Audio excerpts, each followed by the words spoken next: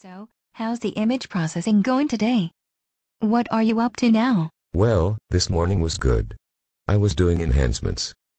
You know, just like how you marinate your steak to make it taste better, I was manipulating my image to make it easier to interpret. Okay, so this afternoon then? Now I'm working on information extraction. And it's hard. There are so many different options to choose from. I'm sure it's not all that bad. Well, there's classification. Supervised or unsupervised. Object-based or pixel-based. Or biophysical modeling and quantitative assessment. Wow, that does sound like a lot to think about. But if you want categories like land and water, for example, you need a classification, and if you want amounts, like biomass volume, or chlorophyll percent, then you need biophysical modeling, or quantitative mapping. Okay, and I already know that object-based is good when the pixel size is smaller than the feature of interest.